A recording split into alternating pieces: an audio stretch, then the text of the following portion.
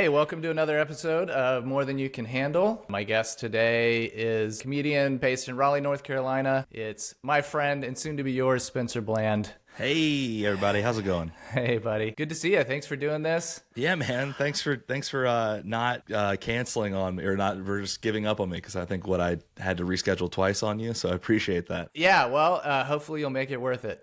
We'll see. I can't promise anything. Yeah.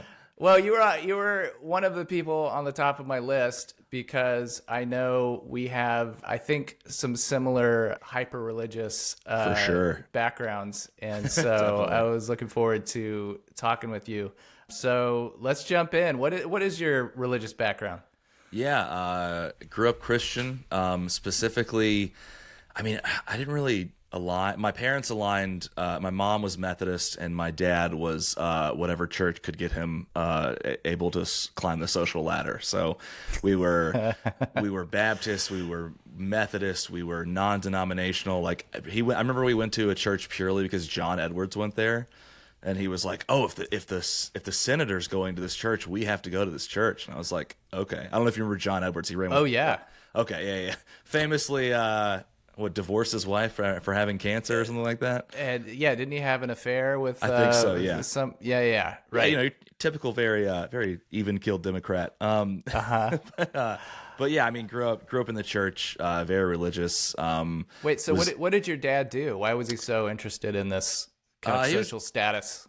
I mean, we could do a whole podcast about that. He just grew up poor and then struck it big, and I think very much so wanted to just be as he had money, so he wanted to be around people with money because growing up he did not have money. So I think the fact that he was able to make a life for himself was like, I want to just drink as much of this juice as possible. So I mean, he did like fundraisers for Bev Perdue, who was like the Democratic governor of North Carolina, like 2 or 3 governors ago. Okay. Or maybe she was, I don't know if she won. She was running, which is funny because he wasn't a Democrat. It was literally like, whatever can get me to climb the social ladder, I'll do it. Yeah. Get me in a room with other rich, powerful people. Exactly. Yeah. Okay. But yeah, grew up religious, like went to all the, I mean, I don't know if they're like the same everywhere, but like I grew up going to all the youth groups. The one I went to in middle school was like a skate youth group. They had like ramps in front of the church and everything. Rad, dude. Yeah, I remember Reliant K played at our church like long before. Yeah, like way before they were. They were Reliant K, but they I don't even think their first EP had come out yet. One of the few legit good Christian bands, I think. Oh, I ride with them to this day, man. They're like one of my favorite bands. Yeah. I went to like FCA in high school. I probably got baptized like 7 times, Yeah. Did the Christian summer camp for like 15 years. Mm-hmm. Even in college, college is when I started to slip away. I still consider myself, it's very stereotypical, not real or spiritual or whatever, but I don't know. I'm actually coming to terms with that right now. It's like, am I still Christian, or was I just raised so not harshly, but raised so in the Christian faith that it's like it's just part of me, But I'm in a church in like 15, 20 years. It's been a minute. But yeah, in college, did youth groups, played in the praise band, did mission trips, all that stuff. So yeah, when you were a kid, did you buy in? I think so, man. I think the most I ever bought in was probably junior year of high school into senior year. That was probably my first where I was like, oh, I think I legitimately, because before it was like, oh, this is just, I'm a white suburban kid. Like we go to church. It's just what we do.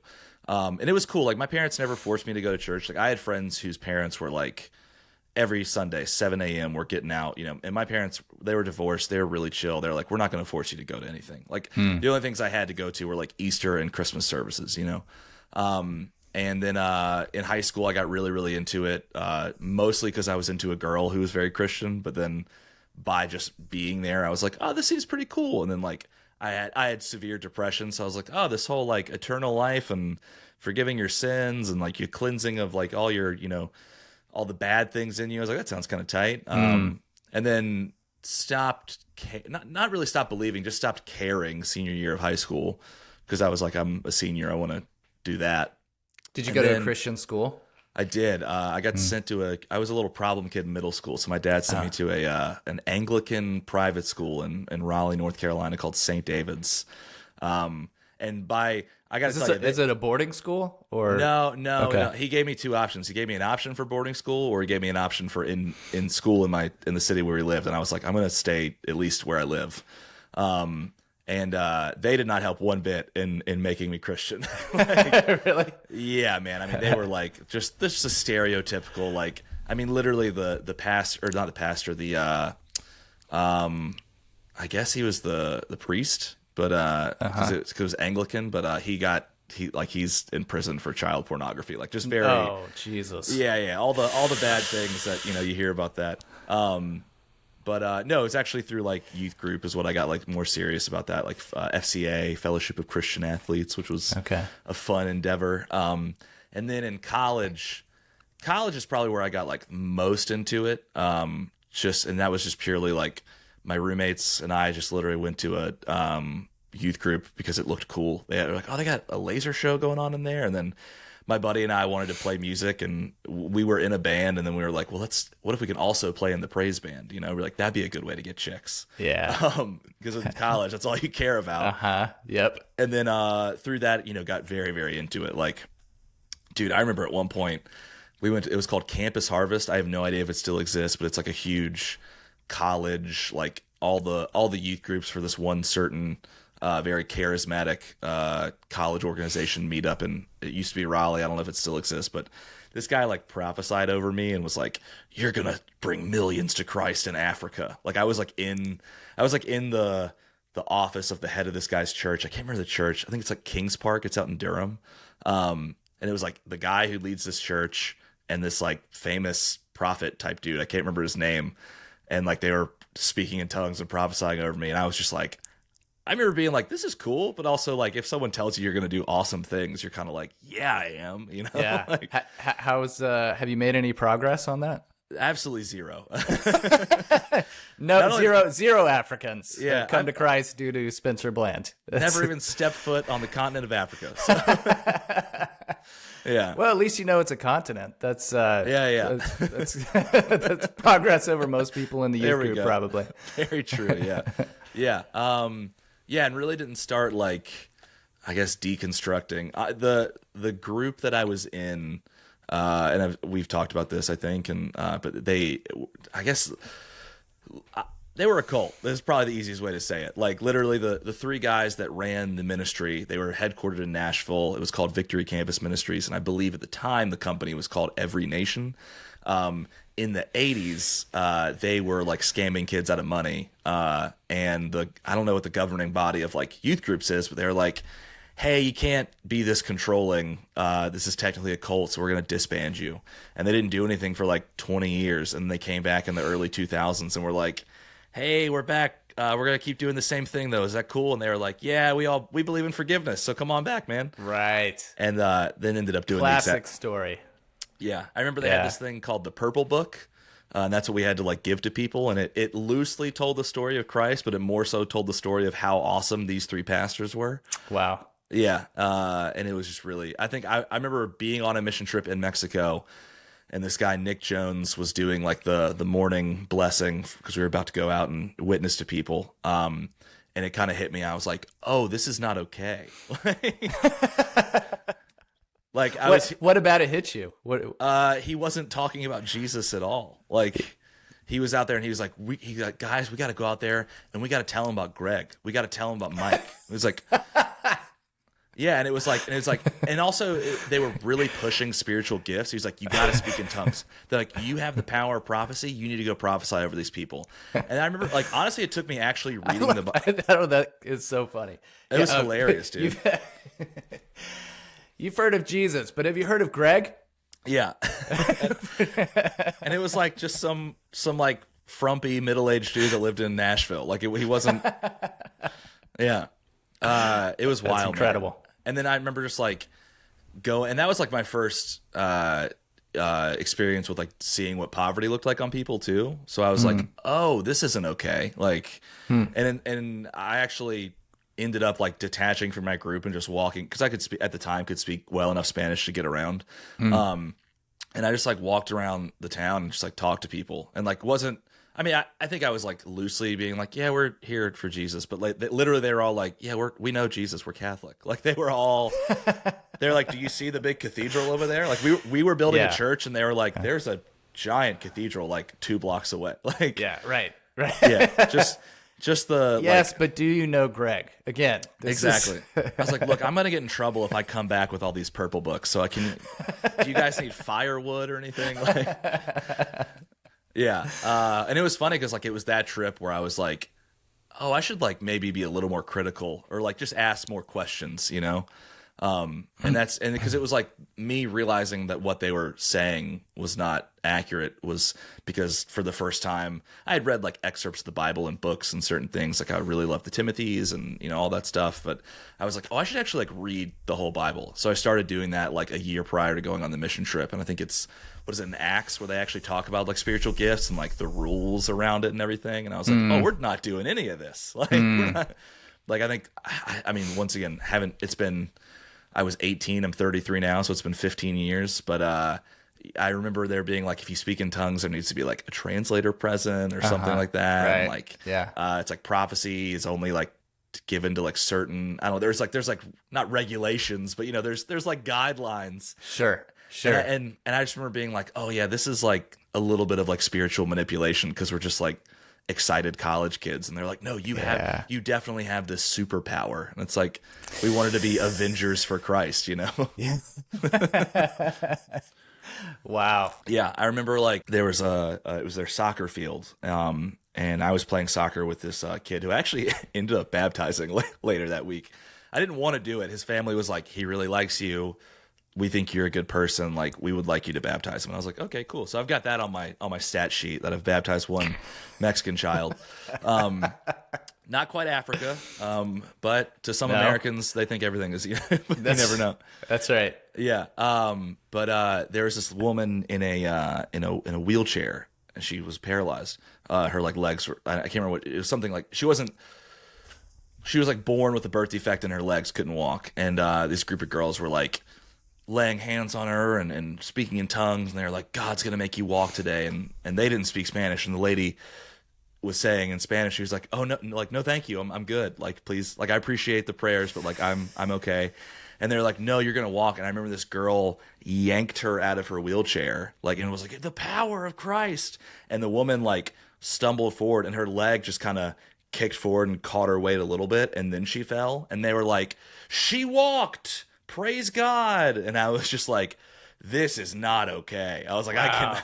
Yeah, Jesus gave up on her so fast. It was like one step. It was like, that's it. That's And I just like, it was too much work. It was a culture of like people being very much like, if you can justify it, it's a miracle, you know? Like, dude, I remember we were playing basketball at my apartment, and I rolled my ankle, like probably a grade 3 sprain, nothing bad. Ended up going to the hospital because I was like, it hurts and it's swollen, and I had health insurance at the time, so I was like, let's make sure we're good. They gave me like an air cast. They're like, yeah, keep off it for a week. Like 4 days went by. Keep in mind, I'm like 19, so your body heals insanely fast. And we're having Bible study at my house, and my friend's like, dude, God's going to heal your ankle tonight. And I was like, yeah, he is. Even though in my head, I was like, I've been walking on this thing for like 3 days. Like, it's fine. And we prayed over it, and I walked, and they were like, dude, God healed your ankle. And I was like, totally. But in the back of my head, I was like, no way in hell, dude. Like, I mean, he did, but it was 3 days ago. So yeah. God naturally healed my ankle the way that bodies work.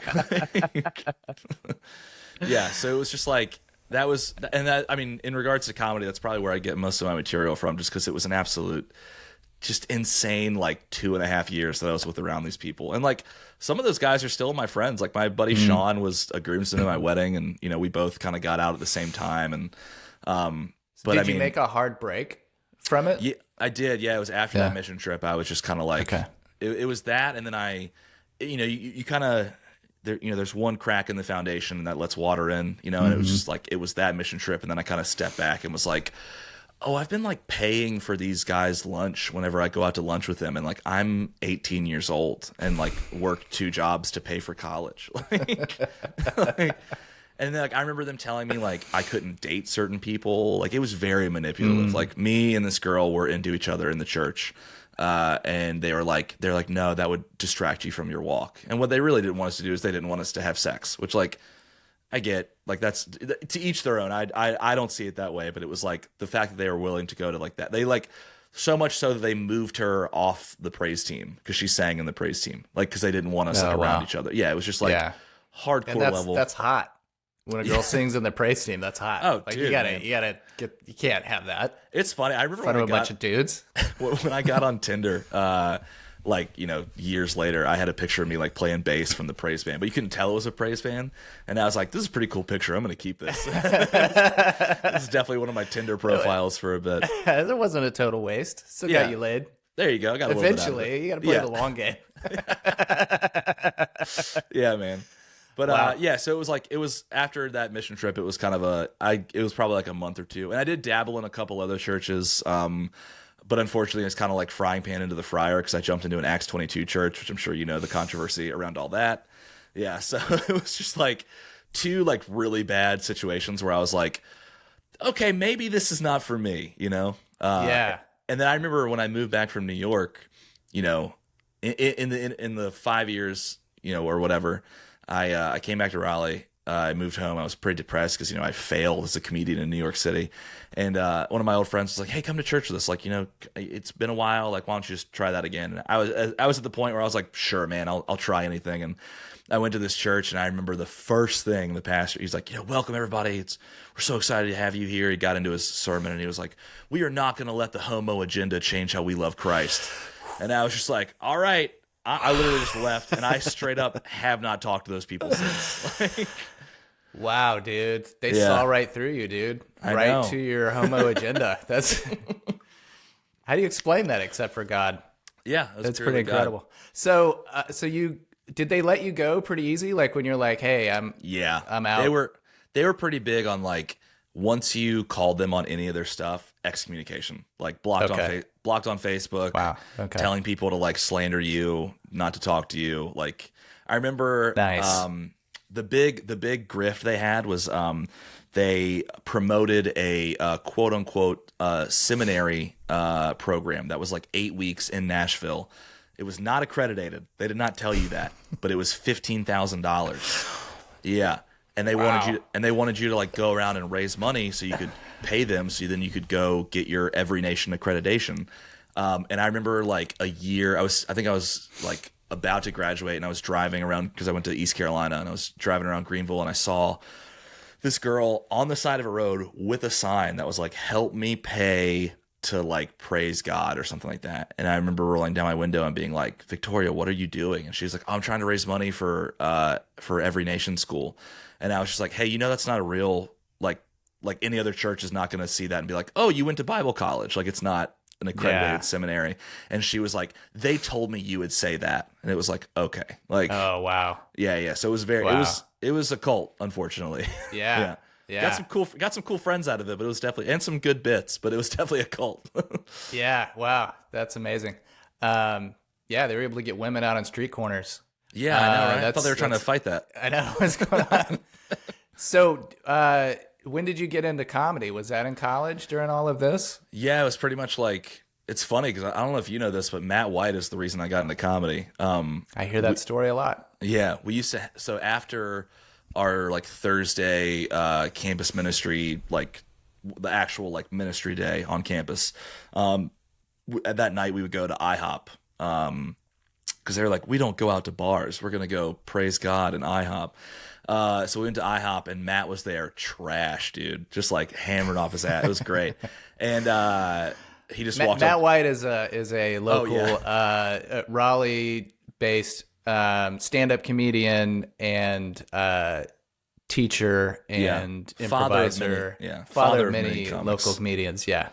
And I was the funny guy at church, you know, and we were kind of just back and forth, and he was like, hey, I run this comedy thing if you ever want to check it out. And I think it was like a year after that, when I was finally out of the church, I came and started doing open mics. It was like, I was like 21, and it's funny because I remember like I was all in, dude. I started a comedy page, like I was doing I was like, the hot guy in Greenville, North Carolina, like the big fish in a small pond. And I remember my farewell show when I moved to New York, I did 30 minutes. Couldn't tell you one of those jokes. Have no idea what it was. How long had you been doing it when you did your first half hour? Probably a year. Love it. Yeah. Love and I it. remember like being like, because at one point, because it's bar shows in a college town. And I remember at one point doing so well, and I noticed that they were actually paying attention to me, and I was like, "Oh, I've got you!" Like, yeah.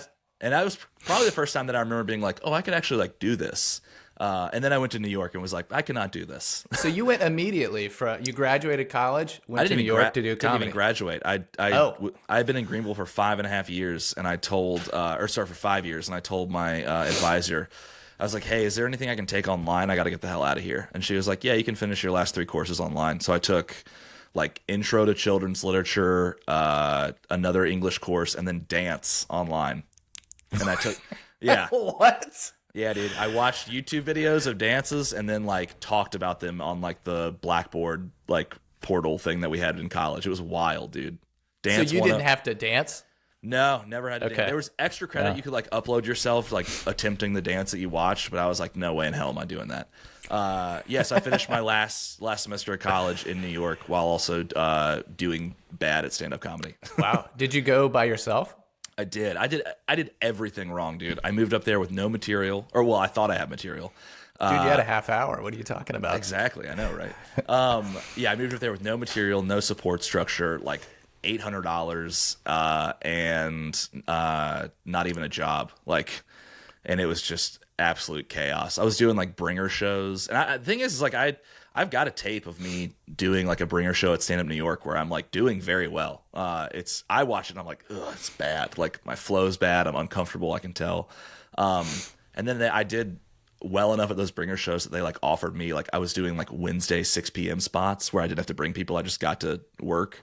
And I remember one time I got stuck at work in a meeting and I was like, hey, I'm not gonna be able to make it. And they were like, okay, well, don't ever show up again. Oh, yeah, geez. it was rough. Yeah. And then, it just got to the point where I stopped doing mics, and I had been in New York for like, it had been like 6 months, and I hadn't even done comedy, and I'm like, why am I here? So I just moved back home. Oh, wow. Okay. So you Yeah. were there less than a year. Year and a half. Year and a half. First time, year and a half. Second time, 6 months. But the second time, I did like a couple open mics. I moved up there mostly for work. Okay. Yeah. And then did you give up? I did for like a solid, I mean, like, I would do like an open mic here and there, So like when like I think it's like you were starting and like Sam Mazzani and Maddie and like all the like heavy hitters now, you guys all came up. Like I had just moved back and I quit. And I remember like going to mics and seeing like Sam and like Maddie, because she was like still in high school at the time and all this stuff. And everyone was like, oh yeah, that's the guy who flamed out in New York. Like I was a nobody. And I got like super depressed over that. And I never really got like in with that crowd either, so I just ultimately quit for like 3 years and then started back up in 28 or tried to start back up in 2018, and then my dad died. And then I was like, all right, I'm gonna take another year off. So then I like officially started back up like early 2019.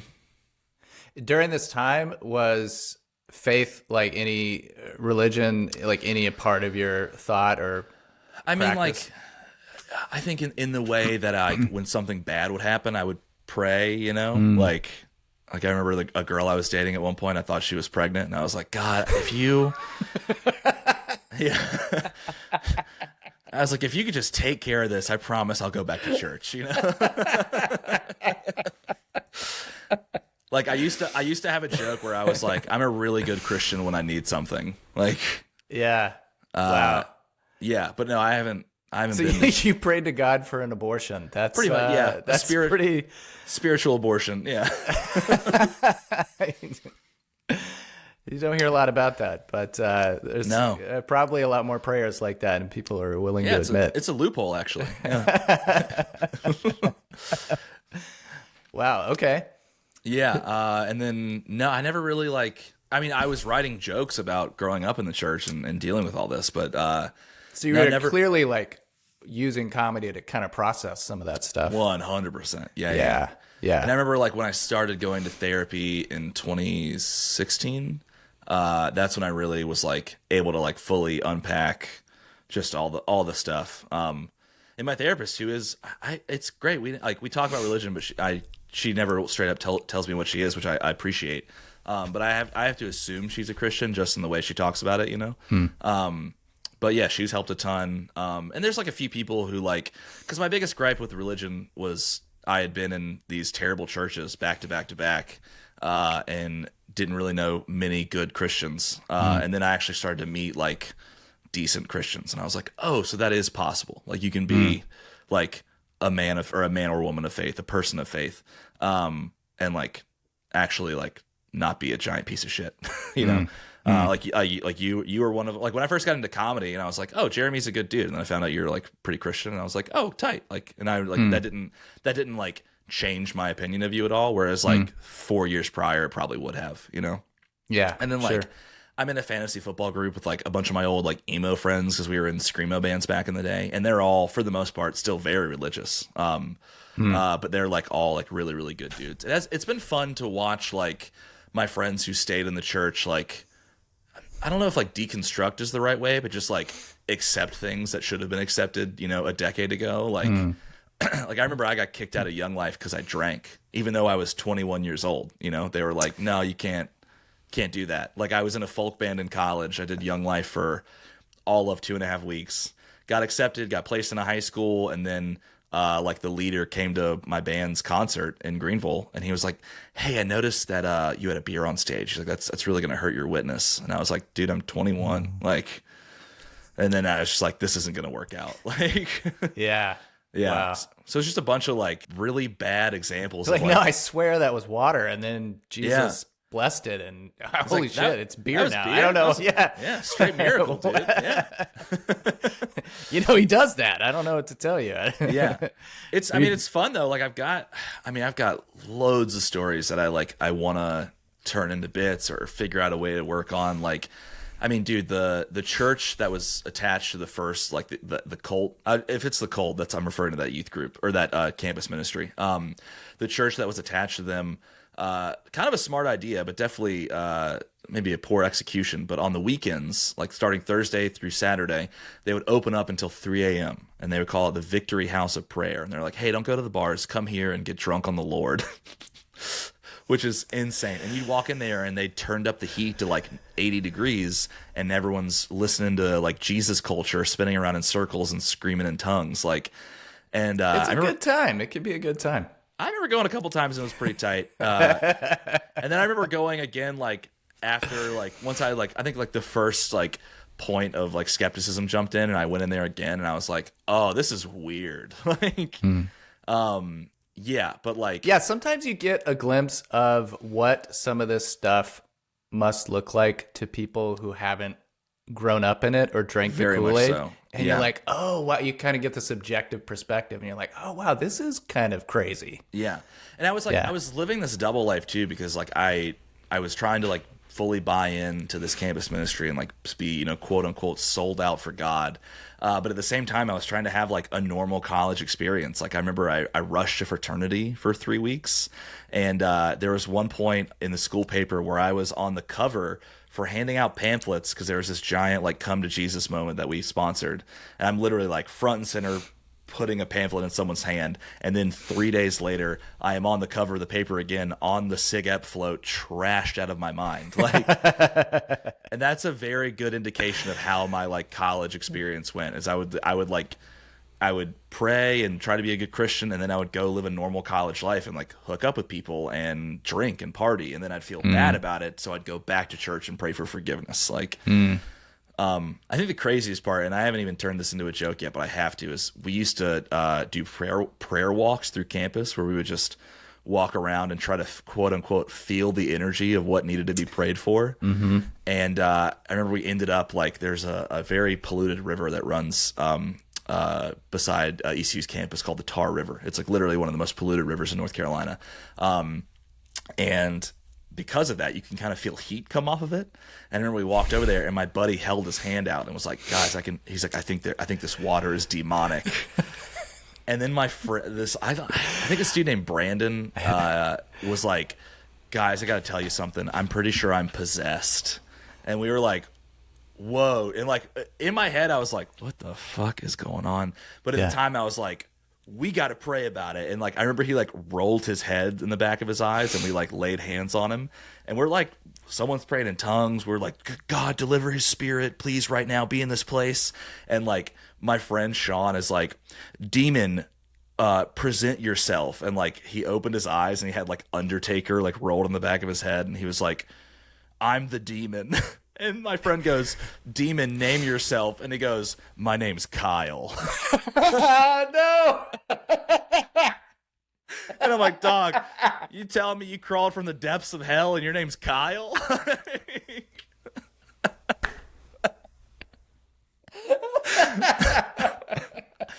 And let me tell you, dude, we exercised the hell out of Kyle that night. Like, we send you straight back to hell with all your other fraternity buddies. Dude, it was truly a wild experience. Is your collar popped, Kyle? Yeah. Multiple times. I have 3.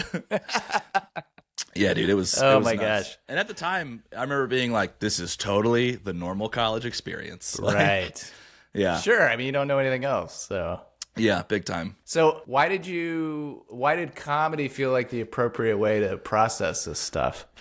I think I've always processed trauma with comedy. Like I was a little chubby kid growing up and got bullied a lot, so I became the funny friend. You know, I wasn't getting the attention from females that I wanted in middle school and high school while my friends were, so I became the funny guy because that's how I was able to start conversations. So I think it just became a trauma response for me, you know?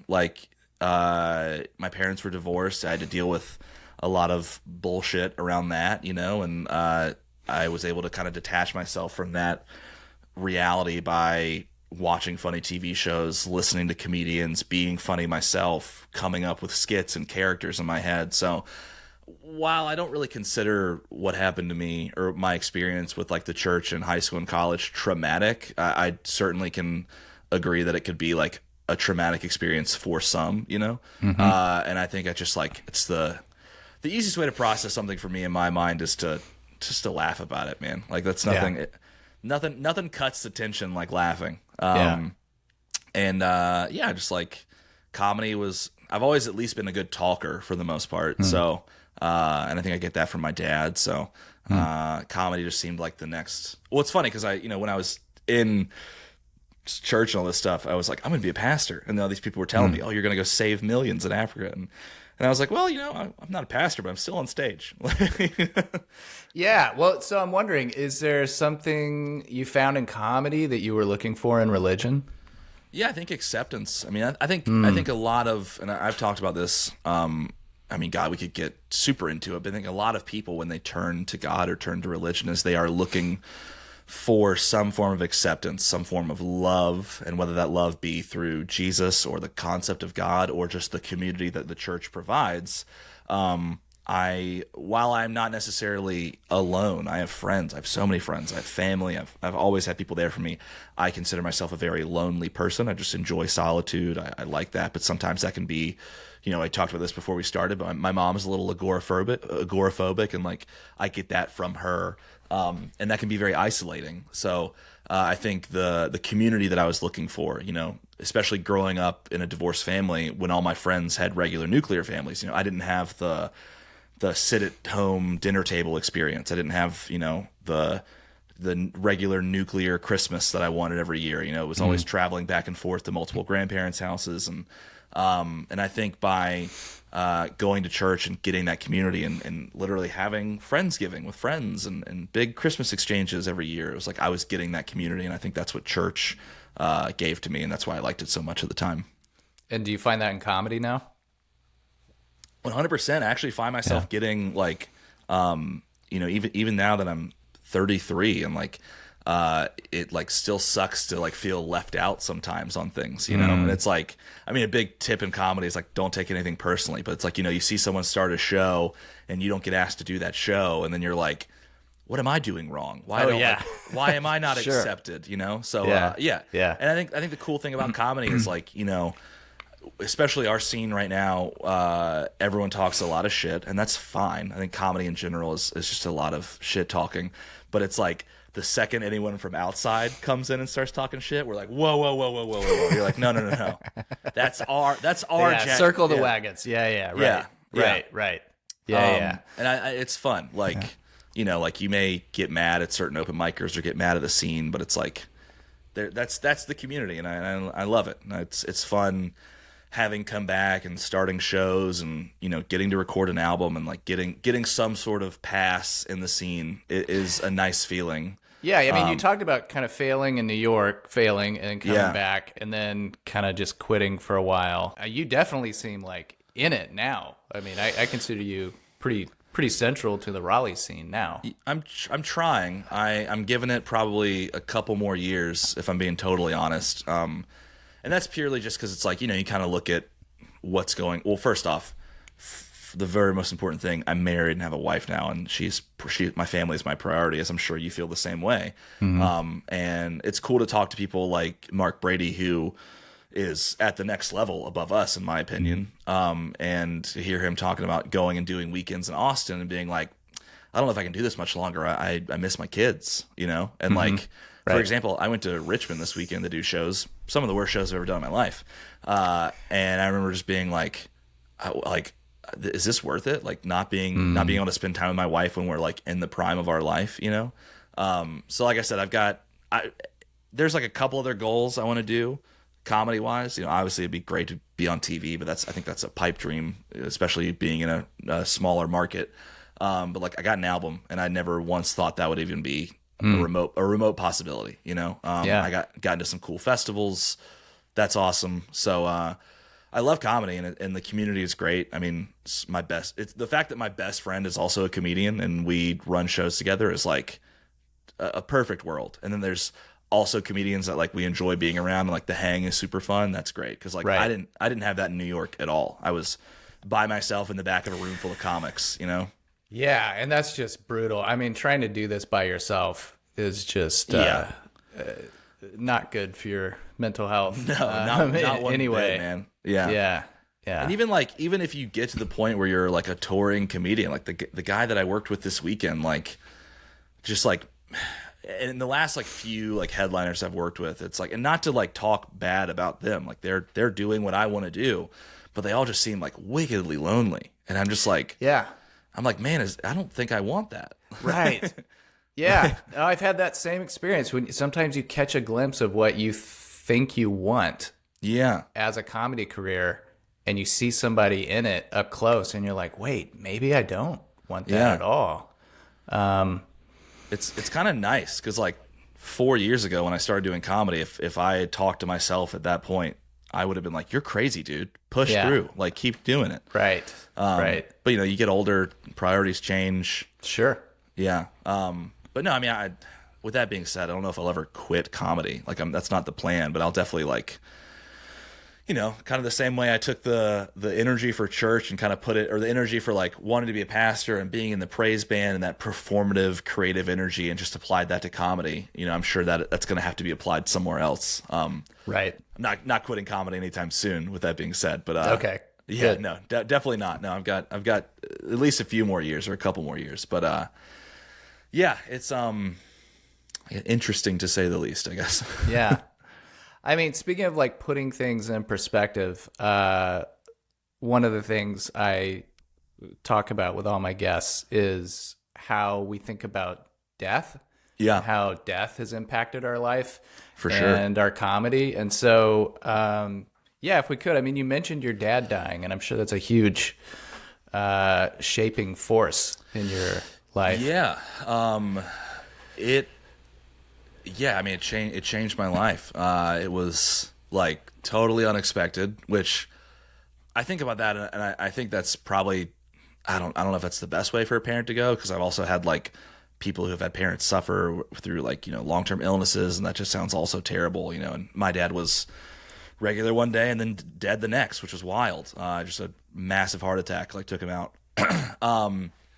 And yeah, I mean, having that happen, like it definitely altered like what was important to me in life. Actually, it I don't even tell many people this. It actually totally changed my life. I was about to move to LA and write for Pixar. Like, yeah, no one really knows that because I don't tell people because it's like kind of hurts to say, but yeah, I was working at Cisco. We got to do this cool like writing workshop with these two guys from Pixar out in Anaheim, and it was like a corporate writing event, but I wasn't a corporate guy, and they were very clearly like, I remember they came up to me afterwards and they were like, "Hey, like you did really well at this. Like, are you a writer?" And I was like, "Yeah, this is my day job. Like, I'm a comedian. Like, I don't do this." And one guy was the guy who animated Jessica Rabbit and Who Framed Roger Rabbit, a guy named Reg Borges. And the other guy was a dude named Andrew Gordon, who was the story architect for A Bug's Life. And Andrew gave me his card and was like, "I'd love to work with you. Let's talk." And we came up with an idea about birds that live in an airport. And like I wrote out a script and he was getting ready to do concept art. I did not work for Pixar at that time. I remember in an email being like, "I'm so excited to work with Pixar." And he was like, "Oh, pump the brakes." He's like, "We are working together. I happen to work for Pixar." He's like, "You need to know that legally you are not working for Pixar." He's like, "We're just working on a fun project together." And I was like, "Totally my bad, man. I'm sorry." And then he was like, "Now with the caveat," he's like, "if you get out here," he's like, "I can get you into Pixar easily." He's like, "I think this is great work. I think you do great work." And yeah, I had just started dating my now wife, and I remember telling her like on our second date being like, "Hey, I don't know how serious I want to get because like I'm moving to LA." And then literally like 2 weeks later, my dad died. And then having a parent die and having another parent who's like not in the best health, I remember being like, "I can't do this. Like, I don't want to move away and then have my mom die." Because I was very close to my dad. I am a mama's boy. Like my dad dying wrecked me. I have no idea what the hell I'm gonna do when my mom dies. You know. So yeah, I mean, it totally. I mean, now with that being said, it changed my life for good ways. I am now married to a woman I'm madly in love with. I have a house. My dad left me his house, which is cool. I was living in a 600 square foot apartment. Like, so you know, things. To tie it back into religion, some things happen for a reason, you know, or whether you believe that or not. We can get into predestination if we want to. I'm sure some things happen for a reason, for sure. Yeah, for sure. But yeah, and then even in regards to comedy, like it, you know, you said, I think you asked earlier, like, you know, how has comedy helped you process things? And I remember the night he died. I mean, this is part of that. So I'm working on a new hour that's all about how my dad died, his funeral, our relationship leading up to that, because it's sad, but it's also very funny. For example, the night my dad died, my now wife and I decided to, for the first time ever, go out and get really drunk with each other and have sex. We had not done that yet, so we were like, let's just like get hammered and just go to town on each other, because that's the easiest way we're gonna do it, you know. It was like our like 5th or 6th date, you know. And we were officially dating at that point, but it was pretty early on. And I got so drunk that my phone died. I didn't plug it in. We went back to our apartment. I was asleep. She was asleep next to me. And at like 3 o'clock in the morning, someone is beating on my door. I'm passed out. I wake up, still drunk, fully naked, open my door, butt naked, and it's my mom. And she doesn't say like, "Whoa, put on clothes," or like, "Hey, holy shit." First thing she says to me, "Your dad's dead." Like, boom, out of the gate. And I'm just like, what? Yeah. So just like an insane scenario. And then I have to go tell my girlfriend of like a month that, and she's still drunk. So I'm like, "Hey, my dad is dead, so I have to leave." And she's in my apartment, by the way. So like, and I was like, the key is on the loop by the door. I have to leave. And I like left. And I remember she called me in the morning and she was like, was that a dream, or are you like, did you go get coffee? I'm like, "No, I'm in Little Washington with my dead father." And we drove, because he died at the time we had a river house. Drove down there, and I remember I saw his body and all that stuff, because they asked me if I wanted to see it, and said goodbye, and then walked out. And like because my whole family is very small, and most of my family, my uncle, his brother, my mom, my sister, the like coroner or whatever, the medics, and then like a guy who's like kind of our family pastor, we're all there. And I walk out, because he's in the back room with a sheet over him, and I walk out and I cross my fingers and go, "Well, let's hope he haunts the place." Did they laugh? Did not. It bombed pretty hard. Yeah. But yeah, I mean, like, so that's to give you an idea of how I processed it. Like, Yeah. and there's so many other stories, man. Like, I mean, like I said, I'm trying to form a lot around it. But yeah, I was super close to my dad. I was like his favorite person. So it was definitely rough. And, having him die for sure put things into perspective, because I was like, oh, like, you can go at any point. And my mom has always said that, because my mom is unfortunately a very morbid person. Like, and she's very religious, way more religious than my dad. So I'll talk to her in the morning and be like, how was your day? And she's like, every day the Lord gives me is a good day, like, it definitely, it put a lot of that into perspective. It made me get a lot healthier, which is nice, because he died from a heart attack, because he was, not that healthy of a guy. Yeah, I mean, it's crazy. It's weird, because like my dad wasn't religious. I don't think I ever saw him meaningfully pray ever, like we'd pray at dinner, because that was like the societal norms. Right. And it was weird, like at his funeral, and having friends be like, he's in a better place, he's with God. And in my head, I was like, I don't know if that dude ever accepted God. Like, because I love him to death, and I kind of loved him for it, but he thought he was the shit. Like, he was like, no, God needs to accept me. Like, so that was weird to like have all these people be like, he's with God now. And I was like, I mean, if he isn't, it's fine. Like, like, if he is, he's fighting him. Yeah. I was like, he might be having more fun in hell. The guy had four ex-wives. Like, he's probably, wow. Yeah, one of my jokes is like, I grew up with a hot dad. I don't really tell that often anymore, but like, I heard you say that one. Yeah, I have more ex-stepmoms than ex-girlfriends. Like, wow. Which number is your mom? my mom's the OG. She was the original. Okay. Yeah. Okay. So it was my mom, and she had myself and my sister, and then they got divorced, and then he was engaged to this and I hate saying this, like, in regards to a woman. The woman was unfortunately like legally bipolar. And I remember she like would call me like after they broke up, because they got engaged. They almost got married. They did not actually get married. I still consider her an ex-stepmom, because they got pretty much all the way there. I remember she would like call me. Keep in mind, I'm like 10 years old. She'd call the house phone and be like, I just want you to know that your dad has a nasty dick. Like, what? Yeah, dude. Like, the weird. I remember one point, because like I was like, at this point, like I was watching Jackass. Like, I wasn't like a pure kid, and I remember just being like, "Ma'am, I'm 11." Like, yeah. And then married another one, and she had 3 kids, and those are really cool. It was super awesome having step siblings, and then they didn't work out because he didn't like the kids. Like, yeah, it was wild. And then his most recent one, they got divorced like 6 months before he died. The craziest thing, dude, and this is going to be part of the act. So when he died, he was with his newest girlfriend at the time. I had not met her, because they had been dating for like a week. And when I went to the house to see his body and confirm everything, she was there, because they were staying together. And I met her. She was like, "Hey, nice to meet." I mean, she was way sadder than this, but she was like, "Hey, nice to meet you." Like, I mean, was your dad's girlfriend. But she pulled me to the side, and this is what's so funny to me. She pulled me to the side, my sister and I, and she was like, "I just want you to know," because they had tailgated at the ECU game all day. And she was like, "I just want you to know, your dad, he didn't take his blood pressure medication today, and he was drinking a lot at the tailgate. We were having a great time." And she's like, "And then when he got home, he did take a little blue pill." So I'm like, "Oh, so my dad died fucking." Like, not only did he die having sex, the only good blood left in his body went to his penis, and that's what. Dick must not have been that nasty. Yeah. Yeah, he was still pitching a tent when I saw him. He was not. I didn't want to confirm. He definitely was not. He was not rocked up when I saw him. Yeah.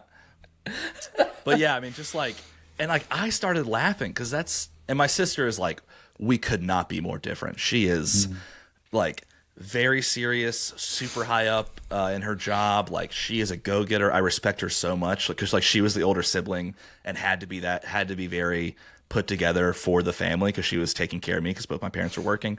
But like, when my dad's girlfriend said that, I started laughing, I mean, it was sad. I was crying, but I was like, come on, dude. Like, Tom went out on top. Like, and my sister was just like, you or on bottom, like, who knows? Yeah.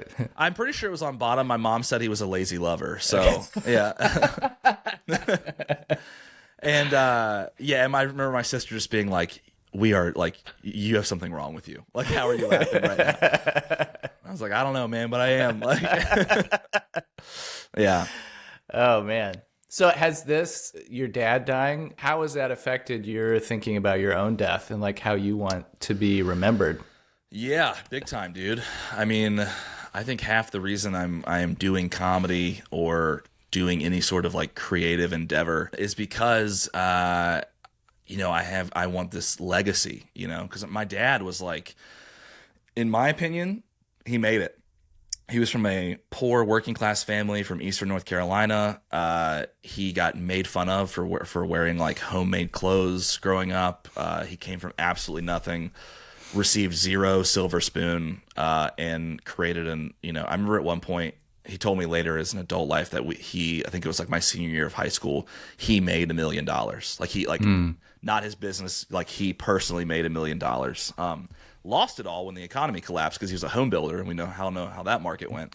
But yeah, I mean, like, and he was well respected for the most part. Obviously, he was well known for being a little bit of a womanizer and being a little bit of an a-hole. But for the most part, people thought of him fondly. And I remember being like, well, that's pretty cool. Like at one point, he had like a scholarship named after him at ECU, and I don't want to go that bad. I just like seeing him die, and then like I was always told growing up, because he made it, he was like, you've got this special blood in you, like that you're like you're gonna be somebody, because I made it out. And he's like, and you're already starting far beyond where I started. He's like, so you've got to be like, you've got to take the next step, which was like kind of tough to hear as a kid, because you're like, oh shit, I gotta sounds like a lot of pressure. Yeah, but the cool thing is like he was not like, if I failed, he was not bad about it. Like that dude, I could try any sport, any hobby that I wanted to, and he would drop everything and go spend money and make sure that I had the best equipment or the best everything. Like, and it's wild too, because he would just like hyperbolize everything. Like I remember I played Captain Von Trapp in like my senior musical, and my dad was like, Spencer's going on Broadway. He was like telling my relatives like he's getting scouted by Broadway. They're gonna hire him, and I was like, that's yeah. Like I remember like he was still alive when I think I did like one show upstairs at Goodnights, and my dad was like, my son was on Jimmy Fallon. Like he was like, it was just like yeah. So like God knows. I mean, that's really beautiful in a way. I mean, it was great, man. He was like I said, like he was my biggest fan, which was cool. And it was funny too, because like he always told me he loved me, hugged me. He was not like one of those fathers. But it was funny because people would tell me, like especially when I was Von Trapp or whenever I played football, whenever I was doing something and the focus was on me, if he was in the audience, he would cry. He never told me that. I had no idea. But like I remember people would tell me later, they'd be like, yeah, I remember your dad just bawling when you were singing Edelweiss in high school. And I was like, oh, I like never saw my dad cry. So the fact that happened was like, oh, that's cool. Yeah. So yeah, in terms of like legacy, it's like, I mean, I'm doing this for myself for sure. Like I want to be a comedian. I want to be remembered. But like part of it is like, I'm doing it also to make my dad proud. And it's cool. Like getting the first mix of the album back. And it's like, I'm going to go ahead and downplay this. It was an album that was, and I'm very thankful that it got recorded, but like no one's going to listen to it. 10 of my friends are like, I don't have a following. I'm not like big. It's cool to have an album, but like my expectations are so low for it. But when I got it back and listened to it, I was like, oh, and it sounded good, like it sounded like the albums that I listened to growing up. Yeah. And I was just like, oh man, my dad would lose his mind over this right now. Like, yeah. So that was really cool. That felt really good. And I even told Jeremy, I was like, hey man, I know you do 1 million of these a year, and like this one's probably going to sell the worst out of all of them, but like you like helped me kind of like get some closure on a goal that I wanted. So like, thank you for that. Yeah. So that was cool. Yeah, that's so cool, man. When is it coming out? Pre-sales start June 4th and it debuts June 30th. So we'll see what happens. I gotta start I mean, I've been promoting it, but I got to start like active. I've got all these other ideas that I have to do to promote it because I mean, I want it to sell, or I want some people to buy it. Sure. So we'll see what happens. Yeah. So besides your album, are there any pieces of art or culture or media that has been particularly meaningful to you lately that you're just like, man, I love this. This really resonates with me. Oof. Lately, man, I don't know about lately. I mean, I've always been really, and I think I'm pulling up Spotify so I can make sure I say it right, but I've always been a music guy. I was in the praise band. Whenever I connected with God, it was always through music. And that's what like at my root level makes me know that there is at least a God, because I've just had straight up spiritual experiences playing and listening to music. My favorite band is a Christian band. They've slowly turned into more of a spiritual band and less of an outright Christian band. Me Without You, we've talked about them before. Yeah.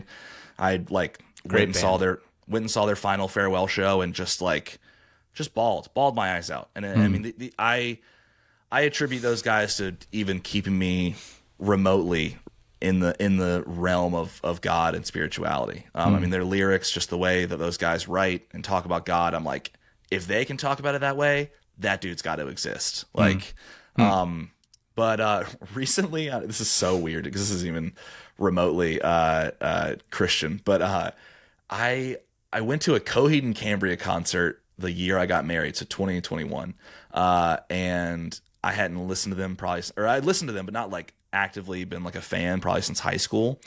And I remember just like getting that wave, that spiritual feeling where I was like, oh, this is it.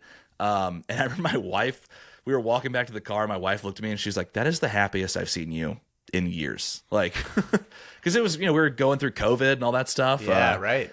And I was like, yeah, I mean, music is really important to me. And then they dropped a new album last year. And it just like, I don't know, man, something about music just like turns me into a little baby. And there's a song, it's called Beautiful Losers, but it makes me cry. It's a rock song. It's not even like a beautiful song. It's just good. Hell yeah. I really love it. Yeah. And I mean, like, just pretty much anything music. I mean, like Deathbed, but we talked about him earlier, but by Reliant K, a very Christian song. Probably another song that'll just immediately make me weep. It's beautiful. Yeah. I love it. I can't remember his name, but the lead singer from Switchfoot comes in at the very end. Like, oh, nice. And I still listen to all those old Christian bands. Like, yeah, because I grew up in that scene. I love Reliant K. Yeah. Under Oath's one of my favorite bands.